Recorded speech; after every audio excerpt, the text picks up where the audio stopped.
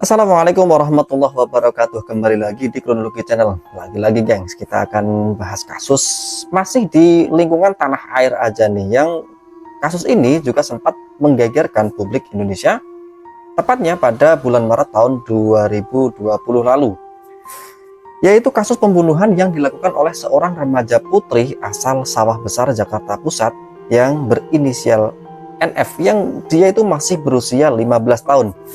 Dan korbannya adalah seorang balita yang berinisial apa, yang dirinya masih berusia 5 tahun.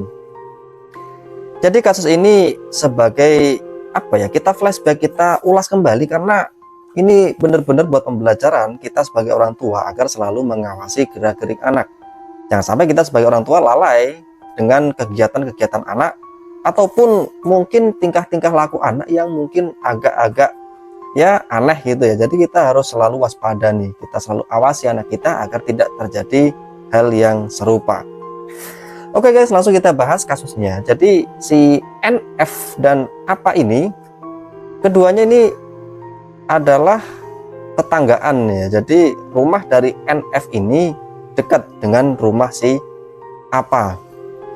Dan karena si apa ini memang dekat dengan adik si NF ini, maka si apa ini sering main ke rumah si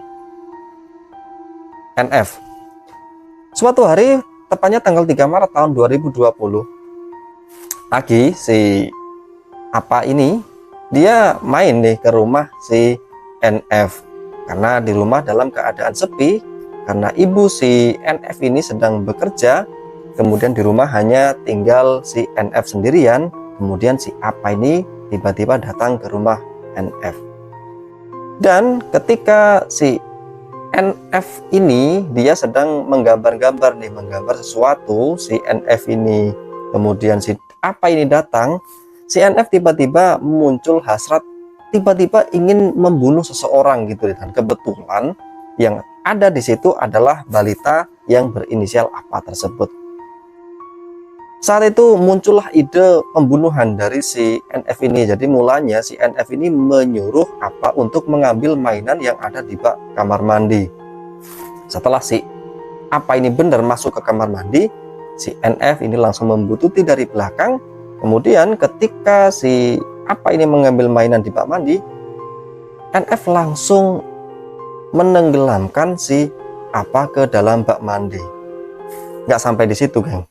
Ketika si apa ini dalam keadaan tenggelam, si NF ini juga mencekik leher korban sambil mencolok pakai kedua jempolnya. Jadi dicekik dan juga dicolok kedua lehernya sampai hidung dari korban ini mengeluarkan darah. Setelah si apa ini tewas karena kehabisan nafas dan karena ada pendarahan, karena hidungnya berdarah dan kondisinya di dalam air, jadi darahnya keluar terus nih. Akhirnya si apa ini tewas di dalam bak kamar mandi milik NF. Dan si NF ini punya inisiatif, dia menyumpal hidung si apa ini menggunakan tisu yang ada di rumahnya. Setelah si apa ini dibunuh, si NF ini dia sempat juga berpikir gimana nih caranya nyembunyiin jasad si apa ini.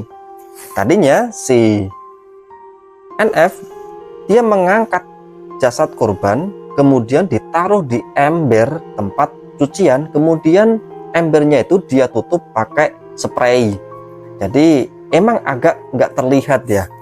Dan sampai waktu sore itu si ibu NF ini pulang. Si ibu NF ini juga selalu keluar masuk kamar mandi, tapi si ibu NF ini nggak menaruh curiga sama ember yang berisi jasad apa, karena memang si ember itu masih di tempat semula. Jadi ember itu dari pagi emang sudah ada di situ, dan posisinya juga masih seperti itu. Di atasnya ada spray seperti biasa, nggak ada yang berubah. Jadi ibu NF ini keluar masuk kamar mandi, dia nggak sadar kalau di dalam kamar mandi itu ada jasad apa. Bener nih, sampai malam hari itu nggak ada yang tahu nih kalau si apa itu mati di dalam kamar mandi.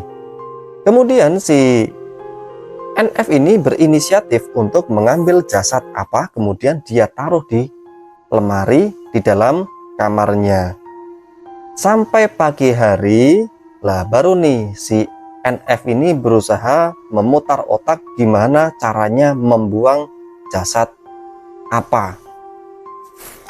Karena dia terus berpikir dan akhirnya dia nggak menemuin cara untuk membawa jasad apa ini. Dia nggak tahu lagi apa yang harus dia lakukan gitu ya. Jadi dia itu bingung mau diapain nih jasad ini. Nah, akhirnya karena dia sudah kehabisan akal, maka si NF ini justru keluar rumah yang harusnya pada hari itu dia itu sekolah, tapi dia malah menggunakan pakaian biasa. Dia malah menuju ke Polsek Sawah Besar Jakarta Pusat untuk menyerahkan diri. Nah, faktanya ketika dia menyerahkan diri di Polsek, dia itu sempat ditertawain sama polisi-polisi karena dikirain bercanda. Masa sih ya, polisinya sih ya cuma apa ya, dikirain bercanda, masa bocah masih SMP masa ngebunuh gitu. Jadi polisinya seperti itu nggak percaya gitu. Tapi karena pengakuan si NF ini yang begitu konsisten, akhirnya polisi lama-lama curiga juga dia. Dan akhirnya polisi memutuskan untuk mengecek ke rumah pelaku. Dan bener nih, betapa kagetnya polisi ketika membuka lemari kamar dari NF ini. Di dalam lemari tersebut ada jasad apa yang sudah mulai bengkak-bengkak dan sudah mulai berbau agak anyir gitu.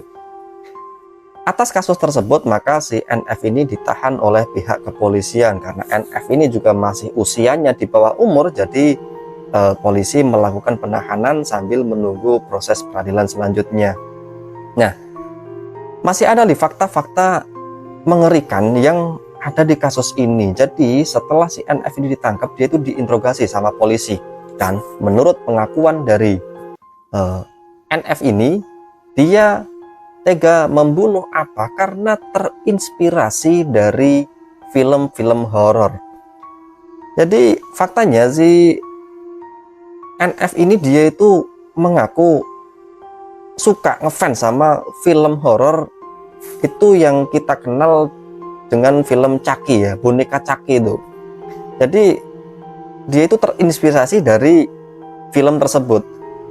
Jadi kita tahu ya, film Chucky, film boneka yang suka membunuh anak-anak gitu ya, pakai pisau, pakai apa. Nah, dia itu terinspirasi dari film tersebut. Dan juga dia mengaku terinspirasi dari film Slenderman, yang Slenderman itu ya orang yang tinggi, kemudian yang suka menculik dan menyiksa anak-anak. Dia terinspirasi dari tokoh-tokoh tersebut. Dan juga dari pihak kepolisian itu menemukan apa ya, coret-coretan tangan, gambar-gambar dari si NF ini di dalam kamarnya. Di sana polisi menemukan gambar-gambar yang berisikan ya gambar-gambar kartun tapi horor gitu ya. Rata-rata dari coretan-coretan yang ada di kertas milik NF ini berupa gambar-gambar yang di situ ada wanita itu dalam kondisi diikat. Jadi di situ polisi menemukan 13 gambar dan rata-rata itu gambarnya wanita yang sedang diikat. Jadi agak serem, memang dia terinspirasi dari film-film horor dan juga terinspirasi dari film boneka Chucky itu.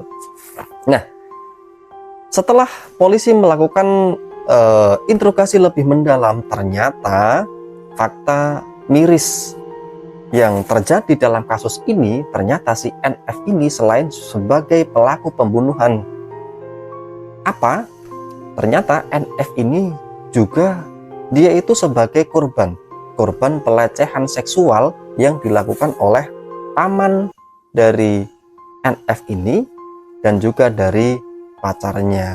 Nah, karena ada trauma, kemudian NF ini punya semacam penyimpangan psikologi. Jadi dia itu suka menyendiri, kemudian memiliki hobi-hobi yang unik dan aneh, kemudian psikologinya juga agak terganggu. Jadi dia mengaku kepada polisi bahwa kadang hasrat untuk membunuh itu kadang muncul gitu, tiba-tiba muncul.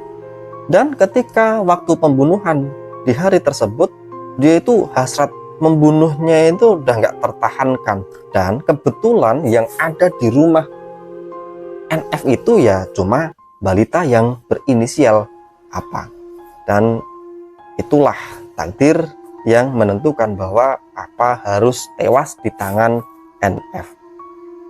Oke guys, itu ulasan dari kasus yang sempat menggemparkan publik di Indonesia, terutama di kota Jakarta Pusat. Dan benar-benar nih, ini satu hal yang sangat-sangat nggak boleh kita tiru ya. Dan ini juga sebagai peringatan kita sebagai orang tua agar selalu memantau anak-anaknya agar tidak terjadi hal yang serupa. Oke, kita lanjut pembahasan untuk kasus-kasus yang mengerikan berikutnya. Jangan lupa like, komen, dan subscribe.